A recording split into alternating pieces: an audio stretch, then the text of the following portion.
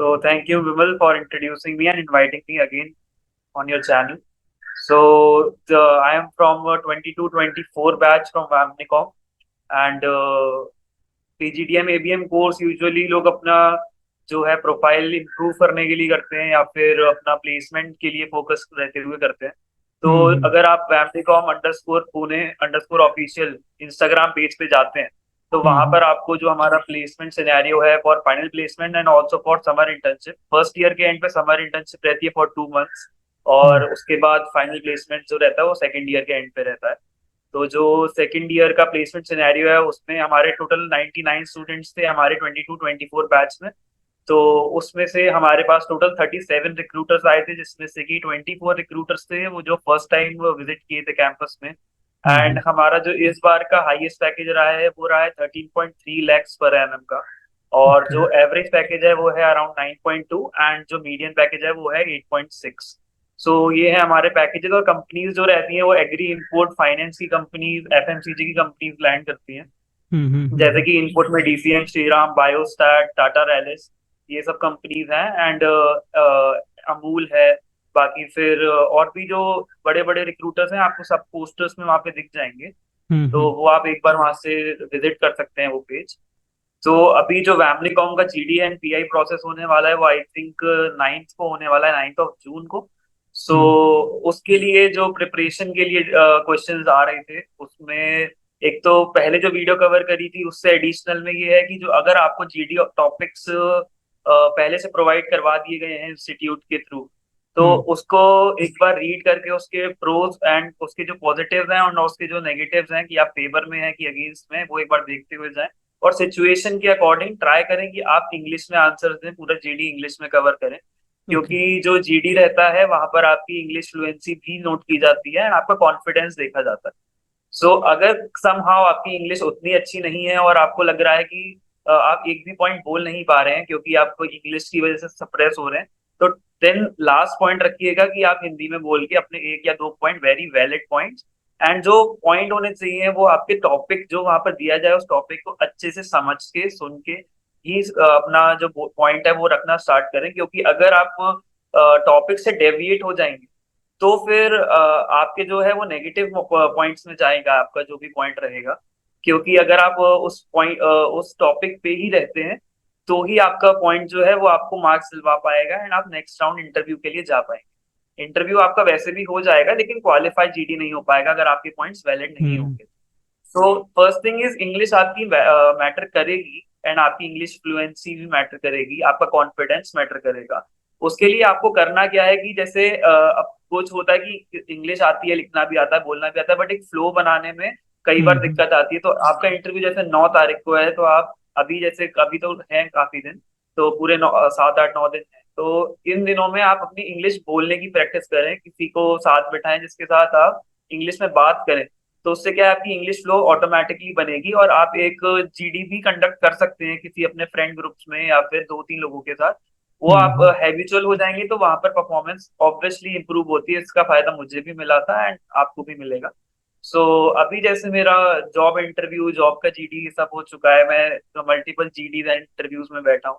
तो हम्म। बेसिकली आपका जो फ्लो है, कॉन्फिडेंस है and understanding of the topic है, ये 3 चीजें हैं, ये बहुत मेजर रोल प्ले करती हैं। एंड इसके बाद ये जो जीडी की बात हुई, इसके बाद अगर हम बात करें इंटरव्यू की, तो इंटरव्यू में आपका tell me about yourself is the very basic question जो हर एक इंटरव्यू में आपके पास आएगा। तो जो वो इंटरव्यू में क्वेश्चन आता है आपको एक पहले से अपना एक आंसर फ्रेम करना है। लेकिन वैसे ऐसा नहीं लगना चाहिए कि आप रट के आए थे और आपने बोलना शुरू कर दिया।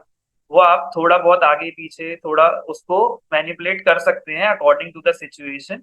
और अब जैसे आप वैमनीकॉम के इंटरव्यू में बैठने वाले हैं तो आपके पास्ट एक्सपीरियंसेस, अगर आपके पास 1 साल 2 साल का कोई एक्सपीरियंस है, आपने किसी कंपनी में जॉब करी है, तो वो भी इंक्लूड कर सकते हैं। अदरवाइज आपके पास कोई एक्सपीरियंस नहीं है तो कोई इशू नहीं है। क्योंकि कुछ मैसेजेस ऐसे भी आए थे कि वो पूछ रहे थे कि हमारी प्रोफाइल स्ट्रांग नहीं है, हम सिर्फ ग्रेजुएट हैं, हमारे पास कोई अदर कोई मतलब नेशनल लेवल का कोई सर्टिफिकेट नहीं है या फिर हमने कोई जॉब नहीं की है, तो क्या वो मैटर करेगा?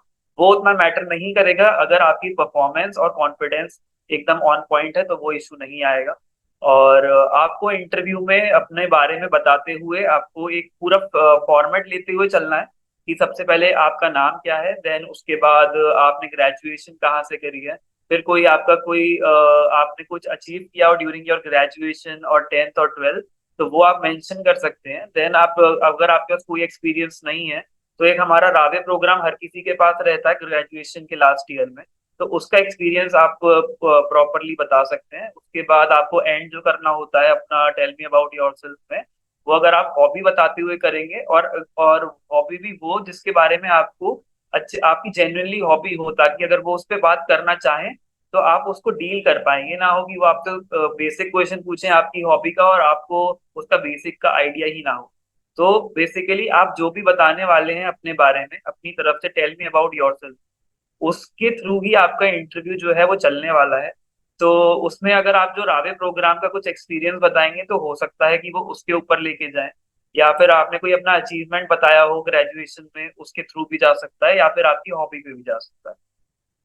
उसके बाद जो कुछ बेसिक क्वेश्चन रहेंगे कि आपको क्यों करना है एबीएम कोर्स, और वैमनीकॉम से ही क्यों करना है, या फिर आपने और कौन कौन से कॉलेजेस फिल करे हुए हैं, और ये और उसके बाद ये तो एक बेसिक क्वेश्चन है कि आपको क्यों करना है, तो वो उसमें आपको एक बेसिक आंसर फ्रेम करना है कि आप क्यों करना चाहते हैं, एंड आपके गोल्स क्या हैं, like in the next 5 years आप खुद को कहाँ देखते हैं, या वैमनीकॉम आपको किस तरीके से हेल्प करेगा अगर आप एबीएम करते हैं तो उस तरीके से काइंड ऑफ आपको जस्टिफाई करना है कि आप एक परफेक्ट फिट हैं इस कोर्स के लिए, एंड आप क्यों करना चाहते हैं। आप वेरी क्लियर होने चाहिए, अपने थॉट प्रोसेस आपका क्लियर होना चाहिए, और वो उनको विजिबल होगा। और कुछ लोग पूछते हैं कि आपका सब्जेक्ट नॉलेज पूछा जाता है कि नहीं जाता है, तो एक बेसिक क्वेश्चन इंटरव्यूअर की तरफ से आता है, जो आपके पैनल मेंबर्स होते हैं वो यूजुअली ये पूछ लेते हैं कि आपका फेवरेट सब्जेक्ट क्या है।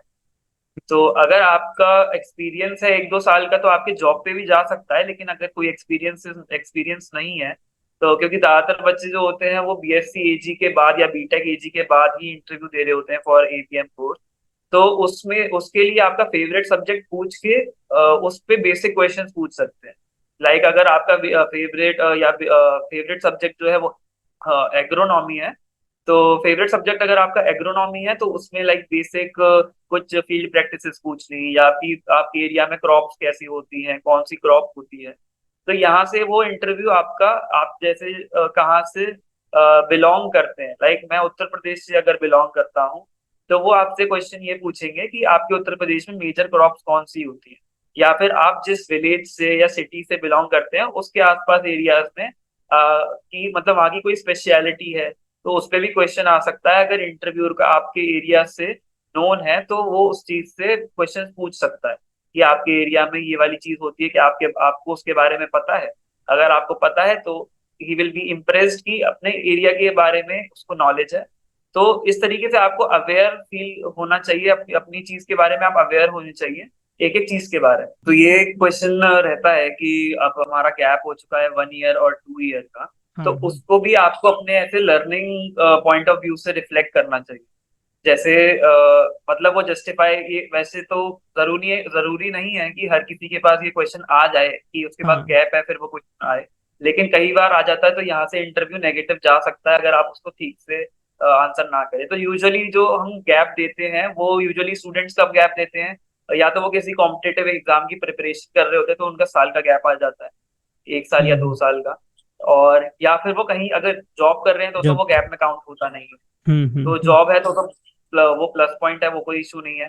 लेकिन अगर आपने किसी की चीज की प्रिपरेशन करी है, या कोई आपका मेडिकल इशू रहा है उसकी वजह से आपके पास गैप आ गया है, तो उसके लिए आप एक आंसर प्रिपेयर कर सकते हैं कि मेरे को इस चीज की प्रिपरेशन कर रहा था और मेरे हम्म को मेरा टारगेट ये था।